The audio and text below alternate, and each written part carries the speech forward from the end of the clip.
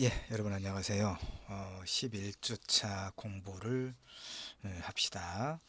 11주차부터는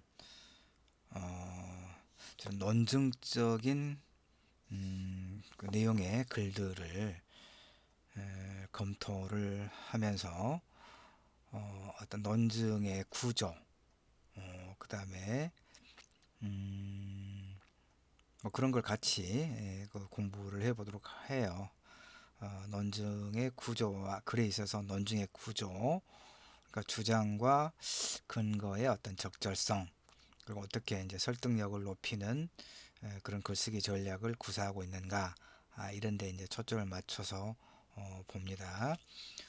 그러나 이제 더욱 그 더 눈에 이제 겉으로 드러나는 것은 어떤 그이 글의 내용이겠죠. 주제 의식이겠죠. 형식의 문제, 주장을 하고 근거를 제시하는, 그래서 어떤 설득력을 얻는 글쓰기의 서술 전략은 우리가 이제 눈여겨보면서 공부를 하되, 논증적 글에 있어서 내용의 어떤 타당성, 주제의식의 어떤 적절성, 또 이런 것도 같이 보면서 공부를 하겠습니다. 그래서 11주 차는 불평등의 문제, 불평등, 불공정의 문제, 이런 내용을 가지고 1, 2, 3차 시 생각을 해보도록 하고요. 다음 주 12주차는 이제 퀴어와 관계의 어떤 본질의 문제. 퀴어는 이제 동성애와 관련된 건데, 또 최근에 내가 이제 저널에 게재한 논문이 있습니다. 학술 논문의 일부를, 다는 이제 분량이 많으니까 일부를 가지고 퀴어와 관계의 어떤 본질의 문제, 이렇게 12주차에 보도록 합시다. 13주차는 이제 낙태죄 논쟁의 어떤 역사, 임신 중지라고 이제 합니다. 요즘에는. 그래서 그 문제를 우리가 이제 그 익숙한 게 이제 낙태죄라고 되어 있는데, 하여튼 13주차는 그러한 문제, 우리가 굉장히 우리 젊은 친구들과 그 매우 밀접하게 연관되어 있는 문제이기 때문에 다뤄보려고 해요. 14주차는 몸에 대한 생의학적 개입, 생명, 그러니까 그 오늘 코로나 바이러스가 지금 이제 1년 넘게 2년, 지금 2년째 접어들어서 우리 일상이 정지되는 그런 곤란을 우리가 겪고 있죠. 금방 내가 기사를 검색을 했더니 이제 중국도 인구가 13억이 넘고 인도도 13억이 조금 넘을 텐데, 인도에서는 이제 이 코로나 바이러스 방역을 좀 느슨하게 생각을 했나, 지금 엄청나게 많은 사람들이 죽어나가고 있더라고요. 나흘 동안에 10,000명 가까운 사람들이 코로나 바이러스에 감염돼서 목숨을 잃었는데, 하여튼 뭐 14주차는 몸에 대한 생의학적 개입이라고 하는 그런 이제 주제의 논증적 글, 논문을 또 살펴보도록 합시다. 마지막 15주차는 사랑에 대한 철학적 성찰, 이렇게 해서 11주, 이번 주 11주부터 15주까지 순차적으로 다양한 어떤 그 문제들에 대해서 살펴보도록 하지요. 자, 그래서 11주 1차 시는 이제 불평등은 어떻게 사회를 병들게 하는가, 이런 주제로 공부를 해보려고 준비를 했어요. 여기 보면 이제 그 기본적인 이 11주차의 자료의 상당 부분은 이 리처드 윌킨스가 지은 평등해야 건강하다 라고 하는 책의 내용을 기본으로 구성을 했어요. 후마니타스 출판사에서 2008년도에 번역을 했는데 김홍수영 선생이 옮겼군요. 리처드 윌킨스, 평등해야 건강하다. 이걸 기본으로 합니다. 그리고 이제 이 오른쪽 그림은 그러니까 작년에, 지금은 이제 2021년이고 작년이면 2020년이겠죠. 그러니까 가끔 이런 일이 발생하는데, 이 이제 사진은 이 사진이겠죠. 서울의 어느 아파트에서 그 아파트, 그러니까 이중 주차된 차를 이제 그 단속하는 그 아파트 경비원, 70대 경비원을 이제 엄청나게 모욕을 주고, 그다음에 이제 지속적으로 폭력을 행사하고 괴롭힘 끝에 그 경비원 하는 분이 이제 스스로 목숨을 끊었잖아요.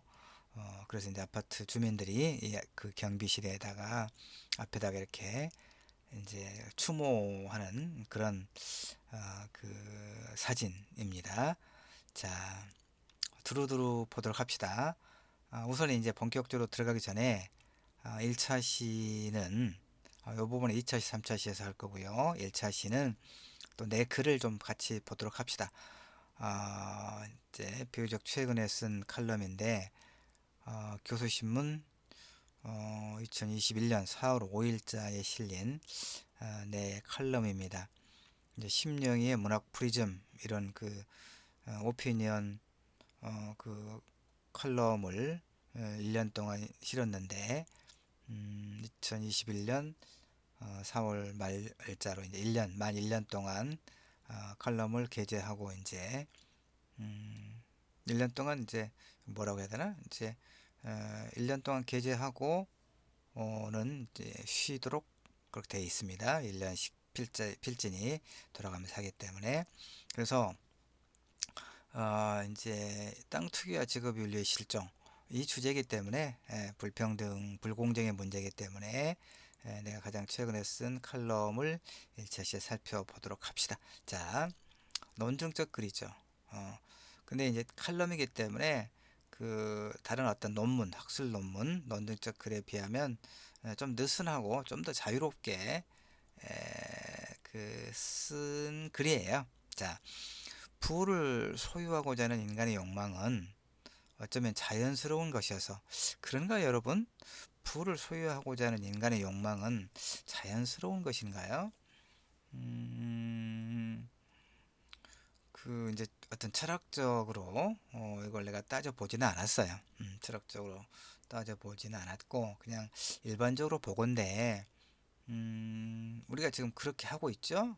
부를 소유하고자 하는 것 자체가 비난받을 일은 아니고 이를테면 프로테스탄트의 윤리, 그러니까 중세의 그런 그 신중심의 가톨릭 중심의 그런 주술적 세계에서 이제 종교개혁이라든가 르네상스라든가 좀 나중에 있다가 이제 그 자본주의의 어떤 산업혁명의 성공으로 자본주의가 이렇게 전개되는 과정에서 그 부를 추구하고 부를 얻기 위해서 성실히 그 자신의 어떤 맡은 바 그 일에 최선을 다하는 그런 삶은 그 이제 그걸 프로테스탄트의 윤리라고 이야기하거든요. 그건 신성한 것이다. 신성한 뭐 신이 허용한 것이다. 뭐 이렇게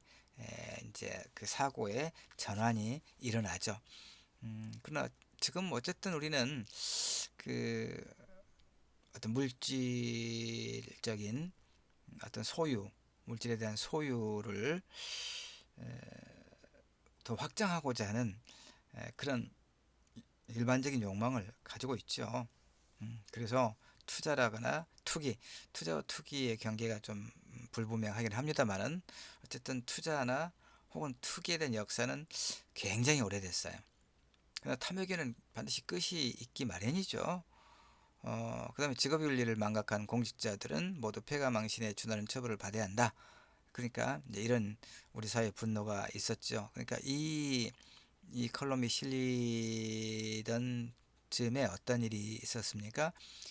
LH 직원들이 신도시 예정지구에 대한 미공개 정보를 이용해서 이제 토지를 투기하고 그다음에 또 공공주택을 이 LH 직원들이 아주 싹쓸이 하다시피 했던 이런 그 보도가 쏟아져서 우리 국민들을 이제 분노 게이지를 이렇게 상승시켰던 일이 뭐 현재 진행형이죠 지금. 예. 그다음에 이제 다양한 부패 범죄에 연루된 이들 중에서 누군가는 영케 법망을 빠져나가기도 하겠고 성남 민심에 부응하지 못하는 조사 결과가 우리를 허탈하게도 할 것이다. 내가 이렇게 썼는데 지금 그러고 있어요. 성, 뭐, 그다음에 또 LH 직원들은 투자도 하지 말라는 말이냐 이렇게 일부지만 그 사람들이 이렇게 이야기를 하고 있고 이런 말을 들으면 그들에게선 눈꽃만큼의 직업인리도 찾아볼 수 없는 그들은 참 그 파렴치한 그런 어떤 그 사고를 가지고 있구나 이런 생각을 해요. 집값 폭등으로 절망했던 수많은 사람들의 폭발한 민심이 폭동으로 나아가지 않는 것이 기이할 정도예요. 내가 봐서는. 예. 그러니까 이게 아 물론 이제 나는 늘 이제 이런 그 전제를 합니다. 지금 분노하는 사람들 대부분이 자신들이 저러한 위치에 있어도 투기를 하지 않았을 거라는 확신도 사실은 없지 않겠는가 이렇게 이야기합니다. 이런 생각을 해요. 어, 그래서 결국 이거죠. 오래고 질긴 이 부패의 구조가 여전하잖아요. 윗물이 썩었으니 아랫물이 맑을 리 없겠다는 이제 어떤 허탈한 그런 생각을 해요. 그러니까 지금 이제 이 글의 앞부분에서는 그 최근에 문제가 됐던 LH 직원들의 그 투기, 예, 투기, 부패, 범죄와 관련한 우리 사회의 어떤 그 불공정의 문제를 이제 짚고 있죠. 그런데 이제 그 나는 이제 예전에 이제 몇 사람만 예를 들은 거예요. 김대중 정부의 경제부총리였던 이현재가 부인의 땅 투기 의혹으로 자리에서 물러났거든요. 그러니까 우리 사회에 그 최고위 그 어떤 관직에 있고 그리고 상당한 어떤 그 엘리트에 해당하는 이런 사람들이 땅 투기를 해요. 음. 또 이명박 정부에서 이제 그 국회 청문회를 하잖아요. 네, 국무위원들. 근데 환경부 장관 후보자로 국회 청문회에 섰던 그 박은경이라고 하는 사람이 있어요. 이 사람도 교수인가 될 건데 이 사람이 얼마나 우습냐면요. 정말 그때 여러분은 이제 잘 모를 거고 나는 다 기억하고 있어요. 물론 자료도 찾아봤고. 그때 국회 청문회에 서서 이제 땅 투기 의혹에 대해서 의원들이 이제 추궁을 하니까 이 박은경이가 환경부 장관 후보자였던 박은경이가 뭐라고 변명을 해서 우리를 실속해 하냐면 자연의 일부인 땅을 사랑해서 그랬을 뿐이다. 이렇게 대답을 했어요. 정말 기가 막히죠. 기가 막힙니다. 왜 이 땅 투기 의혹에 대해서 추궁하니까 자연의 일부인 땅을 사랑해서 그랬을 뿐이다라고 땅 투기 의혹을 그렇게 둘러붙였던 기억이 또렷해 얼마나 뻔뻔한지. 자, 그럴 뿐 아니라 이제 비유적 표현이긴 합니다만은 땅을 사랑했던 우리 사회 여러 분야의 리더들이 많고 많아서 찬찬히 모두 찾아보면 대백과사전 수준의 인명사전 한 권쯤 만들 자신도 있어요. 정말 그래요. 그러니까 이제 우리나라는 이제 자본주의 체제를 갖고 있기 때문에 자본주의 체제의 그 두 기둥이 뭔지 여러분 아시죠? 사적 그 생산수단의 사적 소유와 생산수단을 사적으로 소유하는 거 소용하죠. 자본주의 체제에서는. 그 다음에 그 시장 경제, 그러니까 시장을 통해서 시장에서 그 공급과 수요가 이루어지는 그런 어떤 구조를 지지하는 게 이제 자본주의 체제인데 그러다 보니까 이제 그 치부의 수단으로 땅 투기, 아파트 투기가 굉장히 많이 일어나고 있는 나라 중에 하나예요. 그러니까 그렇게 되면 이제 어떤 문제가 발생합니까? 평생 성실하게 일을 해도 그 일한 대가로 모은 돈으로는 결코 반듯한 집 한 채를 살 수 없다는 이런 어떤 절망감을 갖게 되죠. 특히 서울 지역이 심하죠. 광주는 아파트 가격이 최근에 이제 평당 가장 고급 아파트 좀 비싸다 해도 평당 1,500, 2,000 이 정도 수준이에요. 자, 평당 2천만 원이면 10평이면 2억 원이죠. 3억 원, 30평이면 6억 원쯤 되겠네요. 그 정도예요. 광주 지역에서 30평, 보통 32평 이렇게 짓는데 32평에 한 6억 원 정도 아파트, 6억 원에서 한 7억 원 정도 아파트. 그러면 가장 좋은 아파트에 속해요. 뭐 그보다 더 비싸고 좋은 집도 있을 수 있겠는데 그렇거든요.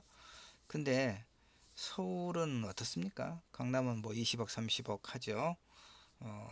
그 30평 정도에 강북도 뭐 10억에서 15억 이렇게 해요. 그러니까 도저히 그 정상적인 경제 활동을 통해서는 자기 집 하나를 내 집 하나를 갖지 못하는 그런 절망감이 많은 사람들을 짓누르고 있는 거죠. 그런데 LH공사 직원들은 그 미공개 내부 정보를 이용해서 신도시 개발 예정지에 이제 은행 대출을 끌어모아서 땅을 이렇게 투기를 하고 개발 이익을 이렇게 부당한 개발 이익을 가져가고 이런 그 아주 부패 사슬이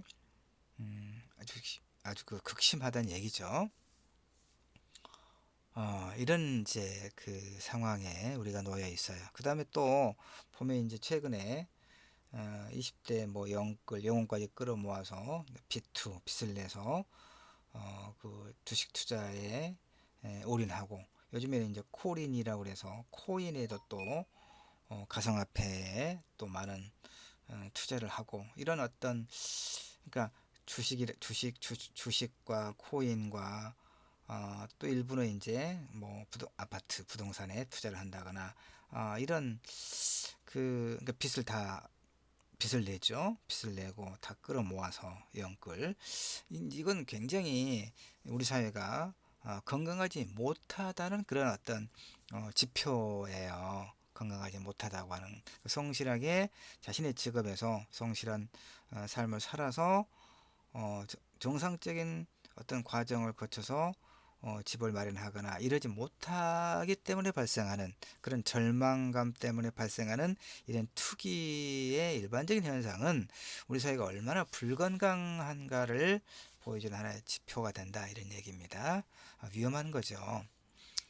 그 다음에 이제 요건 요 내용은 뭐냐면 이제 문학 심령의 문학 프리즘이라고 해서 이 컬럼 자체가 이제 우리 사회 어떤 현상을 문학 작품과 연결해서 이제 썼던 칼럼에서 문학 작품을 이제 어떤 이 주제와 연결되는 문학 작품을 같이 소개하면서 소위 시평을 쓴 건데요. 여기 보면 이제 임진왜란 때 일본으로 끌려간 조선인 포로가 대략 10만 명이 넘어요. 그때 시젠 나고야성으로 끌려갔다가 다시 포르투갈인의 노예로 팔려가고 마카오와 인도 고야를 거쳐 네덜란드 암스테르담까지 전전해야 했던 한 여성인물의 기구한 삶을 다루고 있는 역사 소설이 하나 있는데 유화령 선생의 세련했다 꼬레아에는 암스테르담의 튤립 투기 이야기가 나. 그러니까 투기의 역사를 이제 네이버에 검색을 해보세요, 여러분. 그러면 이 암스테르담의 튤립 투기가 이제 굉장히 많이 이렇게 검색이 될 거예요. 그러니까 터키에서 유럽으로 유입된 튤립은 귀족들의 기호품으로 인기를 끌다가 급기야 이듬해 수확할 알뿌리의 선물 거래가 시작되면서 이제 이를테면 수요가 많으니까 이제 아직 자라지도 않았는데 이제 선물 거래가 시작돼 미리 이를테면 쉽게 말해서 그래서 투기가 조장돼서 1633년에는 너나 없이 선물 거래 지금 뭐 뭐 이를테면 코인, 뭐 코인의 투기죠. 투자라기보다는 투기하는 것처럼 이렇게. 그래서 결국 왜 그러냐면 튤립 가격이 집 한 채가 갖고 맞먹는 그런 상황에 이렇게 되는 거예요. 투기가 몰려서. 그래서 이제 1636년에 절정에 달해가지고 2중 3중에 이제 문서 거래가 행해집니다. 실제로. 그래서 1637년 2월에 마침내 공황을 일으켜서 튤립 값이 폭락하고 말아요. 그러니까 결국 끝없는 탐욕의 결과 많은 이들은 폐가망신 수준의 처참함을 경험했겠죠. 이런 튤립 그 투기 열풍과 관련해서. 그러나 그런 경험에서 사람들은 어떤 교훈을 찾을까요? 그러니까 이 이제 우리나라도 뉴스를 보면 난 이제 이런 생각을 해요. 어떤 경제 사기 범죄가 많이 있잖아요. 그러니까 그 대개 그 패턴이 있어요. 뭐 이를테면 얼마를 예를 들어서 뭐 1억 원을 지금 투자를 하면 뭐 매월 뭐 그 수익률이 뭐 20% 30% 이상의 그 수익률이 발생한다. 그건 내 책임지고 보장한다.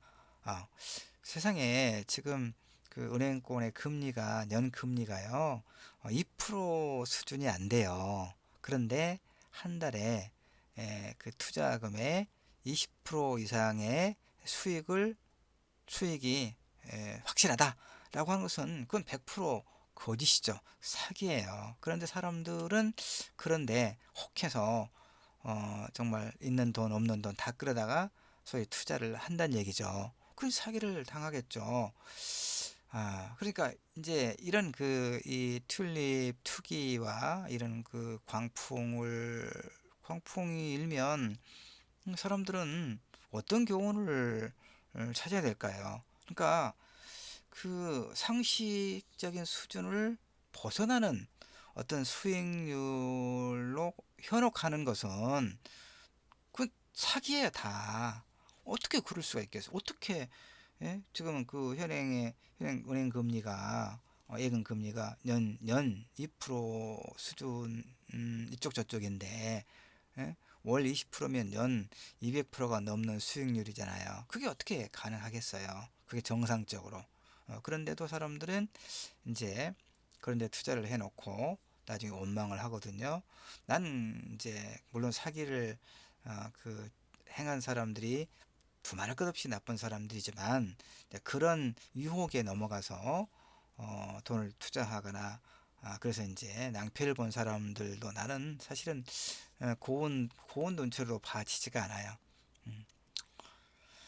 자, 그런데 다시 글로 갑시다. 어쨌든 이런 경험을 통해서 사람들은 교훈을 찾는 경우가 별로 없어요. 새로운 투기가 사람들의 욕망을 자극하고 사람들은 또 불나비처럼 몰려들어서 아귀다툼을 벌이죠.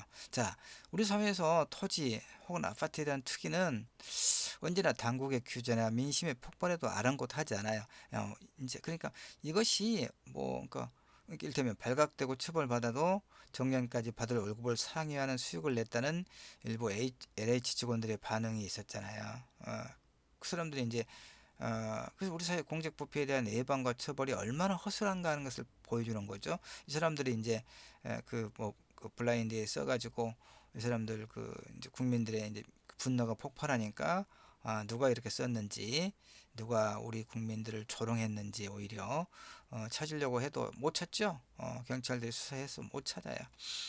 자, 어쨌든 그들보다 더 많은 권력과 부를 쥐고 있는 자들의 불법과 부정한 방식의 투기 거래를 통한 부당이득이 아무렇지 않게 이루어지는 것을 수없이 목도했겠죠. 자, 나는 이렇게 생각해요. 그러니까 우리 사회에서 토지 혹은 이제 이런 아파트에 대한 투기는 당국의 규제나 민심의 폭발에도 아랑곳하지 않았단 말이에요. 그래서 이 일부 LH 직원들의 반응, 발각되고 처벌받아도 우리는 정년까지 받을 월급을 상회하는 수익을 일부 냈다. 이제 수익을 냈다. 이런 일부 LH 직원들의 반응은 그러니까 왜 이런 게 가능하겠냐 하는 거예요. 그들은 그저보다 더 많은 권력과 부를 쥐고 있는 자들의 불법과 부정한 방식의 투기 거래를 통한 부당 이득이 아무렇지도 않게 이루어지는 것을 수없이 목도했겠죠. 그런 거예요. 그러니까 운이 나쁘면 어느 한순간 여론이 들끓고 그러면 단속과 강력한 처벌이 운이 되지만 이내 잠잠해지는 것을 경험한 그들은 뭐 우리라고 못할 게 있느냐 이런 생각을 하겠죠. 그래서 왜 우리만 가지고 그러느냐 라거나 뭐 실력 있으면 우리 회사에 들어오라 이런 비아냥을 아무렇지도 않게 발설하고 있다 이런 얘기죠. 실제로요 이 LH 사건이 발생한 지가 지금 뭐 두 달, 석 달째 되는데요. 뭐 두세 명 구속되고 그 수사 계속 수사 중이라고 하지만 뭐 두세 명 정도 구속되는 선에서 지금 뭐 유야무야 돼 가고 있어요. 어, 에, 자 마무리 이제 이 칼럼에서 마무리는 뭐냐면 내가 이제 좀 비릿하게 썼어요. 이런 자 그나마 다행스럽게도 내부 고발자와 시민단체의 감시가 작동하고 있는 것은 망국으로 가는 길을 조금 늦추고 있을 뿐이다 이런 얘기죠. 건강한 내부 고발자에게 로또 복권 당첨금의 버금가는 보상과 확실한 신변보호 강화를 통해 그들 스스로는 작동되지 않는 직업윤리를 견제할 수 있으면 이게 그나마 현실적인 방법이 아니겠는가 이런 생각을 내가 했단 말이에요. 좌우와 이것은 이제 소위 뭐 어떤 정치 세력의 어떤 좌파, 우파, 진보니 보수니 이걸 막론하고 땅 투기는 좌우 진보가 없어요. 진보나 보수가 없어요. 지위의 상하가 없단 말이에요. 이 좌우와 상하를 막론하고 부패가 너무도 구조적이에요. 이 정말 이걸 어떻게 해야 그러니까 이제 내가 곧 다시 이제 이 다음 시간에 공부할 이 평등해야 건강하다 이 말이 참 공소할 정도로 우리 사회 부패가 너무도 이 구조적인 그런 부패 구조에서 나라가 망하지 않고 지탱되고 있는 것 자체가 기이할 정도란 말이에요. 이런 상황에서 내가 지금 평등해야 건강하다라고 하는 이런 그 주장을 이제 리처드 윌킨슨이 에, 자신의 책에서 하고 있는 주장이고 나는 그것을 맞아 오라 이렇게 긍정하면서 우리 11주차 수업 자료 삼고 여러분에게 이야기하는 것 자체가 좀 자괴감을 느낄 정도. 왜냐하면 이건 지나친 이상이 아닌가. 우리 현실은 이러한데 이건 지나친 이상이 아닌가 하는 그런 마음 때문에 마음 때문에 그래요. 그 노래 한 곡 듣죠? 자꾸 듣는지 모르겠는데 어, 음, 아이유의 아이유의 봄 안녕 봄을 좀 들을까요? 예, 봄 안녕 봄 한 뭐 2, 3분만 들어볼까요?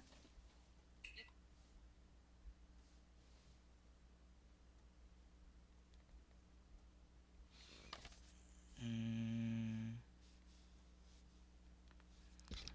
봄 안녕 봄이 내가 준비를 해뒀는데 미안합니다. 조금만요. 음,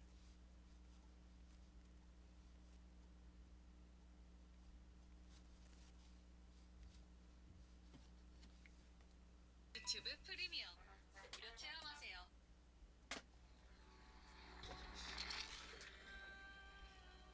진정한 가치는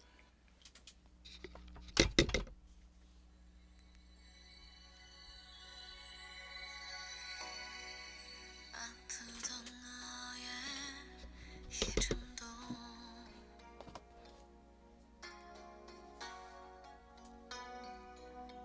이제는 미련이